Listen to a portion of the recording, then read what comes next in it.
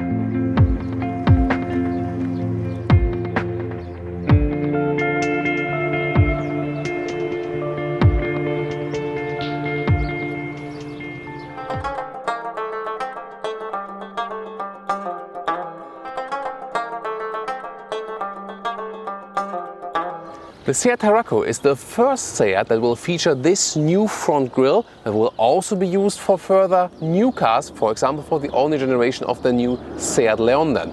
Very interesting, and it looks a little bit like a single frame grille at Audi for sure.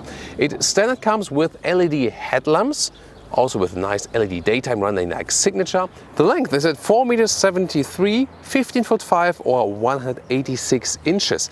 And if you compare that to the Tiguan Allspace or the Skoda Kodiaq, that's about 3 centimeters longer, so not really a big of a difference.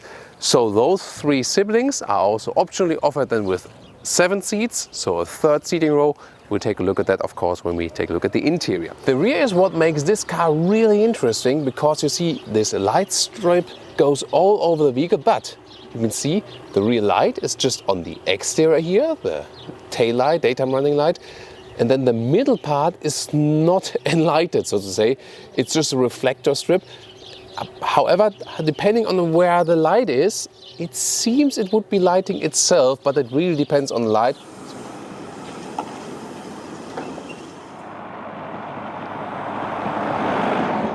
There on the diesel side, 2-liter TDI with 150 or 190 horsepower, the bigger one than always with 7-speed DSG and all-wheel drive. And the same here also for the TSI almost. It's a 1.5-liter TSI with 150 horsepower, 6-speed manual front-wheel drive, or this one here today, the 2-liter TSI, 190 horsepower you see, 7-speed DSG and all-wheel drive.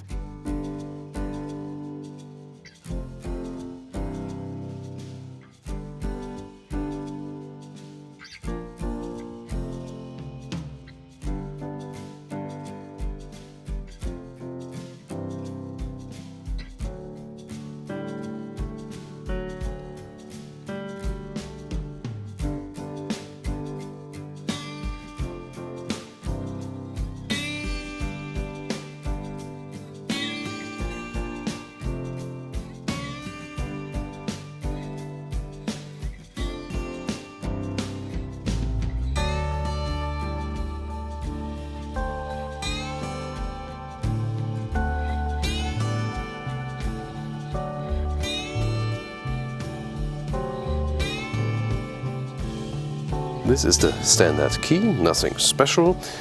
Door, closing sound, pretty solid. Keyless entry, put your hand on the outside, put your hand on the inside, then it opens again, and then also the side mirror flips out. Then, very interesting here, this is excellent trim, so far only one available. We have this, I think it's wood style, inlet right here, soft touch at the top door. So overall it's a very good upright seating position. I'm 1m86 or 6'1", and without the panoramic roof here, that leaves me plenty of headroom. With the panoramic roof you will have a little bit less. Interior overview, this car so far only comes in a high trim spec. So we have digital instruments, 10.25 inch on the left part. They're quite flexible, soon another detailed look, and an 8-inch screen right here. It looks bigger because it has this frame and it really stands out. Then in the lower part you still have a separate climate unit Also with seat heating, that's easy to control, especially while driving, for example. DSG shifting lever, the base engines come with manual, this one here optional, and the bigger engine always comes with all-wheel drive and DSG dual clutch transmission. As well as a drive mode selector, quite interesting. When you go for a sport mode, then for example, this one here, then the DCC, the adaptive suspension, that one is an option. You can also have an off-road mode, we will use that very soon. In the front, there are two USB supplies, an aux-in and a 12-volt power supply, as well as inductive charging platform, again an option, and some cup holders for bottles. They also keep them quite tight, that's good, and an armrest with some cubby hole. Here you can see they're quite responsive here, those digital instruments. They look pretty cool and are also, you know, in a very sporty style. Infotainment system up close. This one is the Apple CarPlay view, Android Auto also available. This way you can get back to the Seat system always. And then you have those hotkeys, for example, also for the GPS. There's no mapping here at the moment because we're in a very remote area of Morocco. However, if you have it, then you can zoom in more, and this, you see the system is quite responsive. So what about the rear compartment? This is of course really astonishing here. First of all, the same nice seat design in the rear, and then when the seat is set to my driving position, you see, wow, still plenty of legroom left. That is pretty cool. I'm not a fan of those plastic tables. They are somehow, you know, stable, also now with some cup holders at the side, but they somehow don't, you know, resemble the rest of the build quality of the car, which is quite good. Isofix at the outside of the seats each for the child seats. And that's about it with the Isofix, because they forgot it to put it at the 6 and 7 seats if you have them. Again, this one here is the 5-seater setup. Some cup holders right there. You can also just fold the middle part as a ski hatch. That's also possible, so you're quite flexible. And last but not least, well, there's also here a top tether function for the front seat, so you can have, well, not Isofix, but then this top tether function for a third child seat, for example. And this is a separate console with seat heating if you go for that option for the rear seats, 12-volt power supply and another USB supply. So let's open the hatch. Electric tailgate right here, and this car is of course about luggage space also in the rear. This cover here, by the way, does not have rails on the side. It has a reason, because in the 7-seater version there will be the seat belts right here. Then of course it's a little bit wobbly here also in the 5-seater version.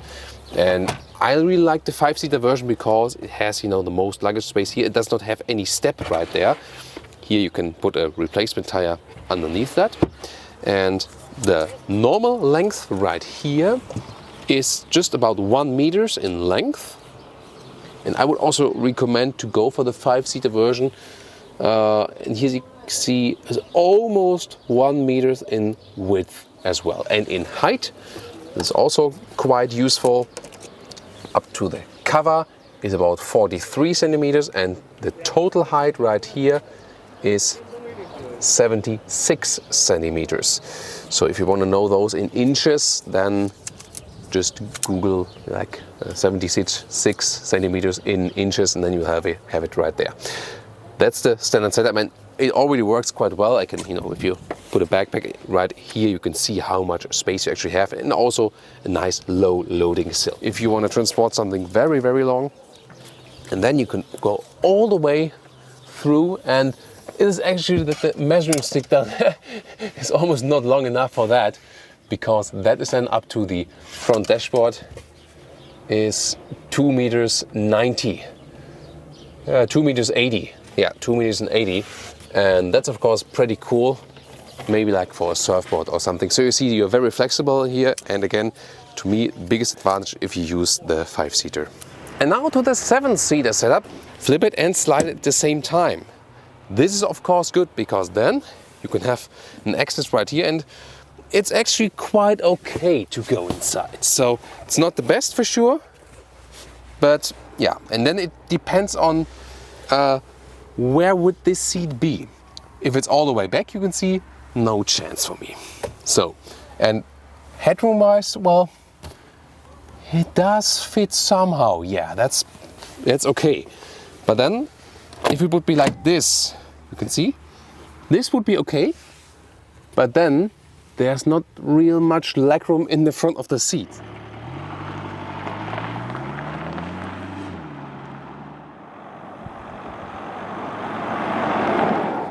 Now welcome to Thomas's driving lounge with the Seat Tarraco, and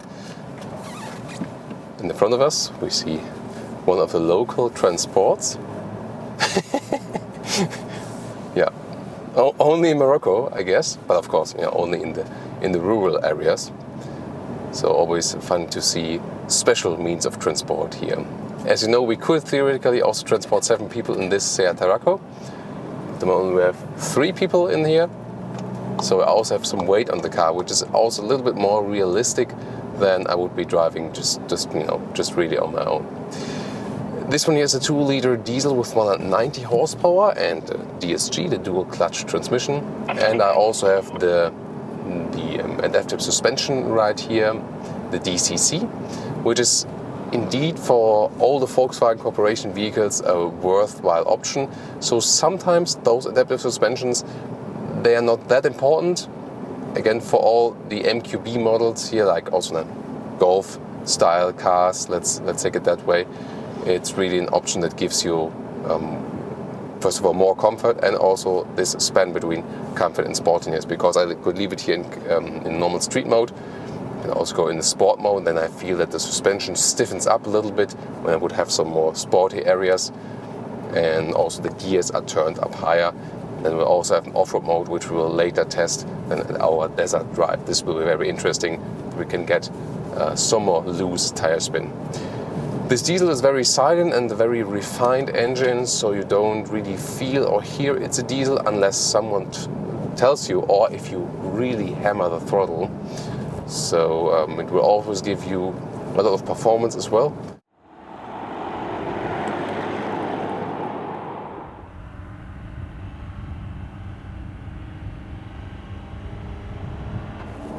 Now to our sand dunes driving part, and of course we need a lot of gas. We've turned the ESC to Sport right here, that we can have this little bit more wheel spin. Also we're in the off-road mode, and the off-road mode actually also gives us a little bit more spin. Basically it allows a little bit more that the car can spin a little bit more, because here if we would break down by the ESC, then the car would come to a stop maybe. This is this Haldex clutch system. It's not called that way anymore, but it basically works from the front wheels and then also torque to the rear wheels on demand, for example when there are slippery conditions like those here. Maximum of 50% torque on the rear, so it's not a hard off-road system, so to say, but we can see here in the sand that it actually does work pretty well when you're not driving all the time off-road. When you would be driving off-road for hours and hours and hours, not sure if the clutch might be overheating or something, so that's not the main purpose of that vehicle. It's more that you can know what you do. So here, for example, you can see, although we're in those very soft sand dunes, the car is very smooth and also works well from the all-wheel drive system, and we're not getting stuck.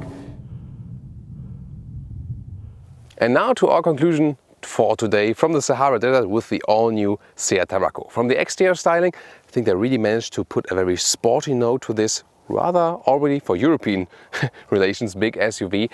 If you compare it to the siblings, the Tiguan Allspace and the Skoda Kodiaq, this one here visually definitely the sportiest one, especially with this expressive rear too. The interior has a nice build quality, also great with those fabric seats we've seen here today, very comfortable and a lot of room available, especially then in the rear compartment. So this one will be replacing maybe here and there some vans. It's like this trend, more and more families are also going for the bigger SUVs instead of the vans. Driving wise, it's also very refined driving experience. We tested the diesel here today and we're actually quite low in the consumption. When we were cruising about 6 liters on 100 kilometers. That is actually quite noticeable for the diesel, especially here. And this is about 39 mpg, so and over 40 UK gallons. Really interesting as well also for this respect. Then off-road driving. You can see this Haldex clutch is of course not really thought for permanent off-road driving. It's not a permanent all-wheel drive, but you can see in slippery conditions it does a very good job, that you can even take this car here, which is thought to be a family SUV, out in the desert for some off-road driving fun. What do you think about the all-new Seat Tarraco? Please tell me in the comments. Let's discuss this vehicle. and also tune in next time.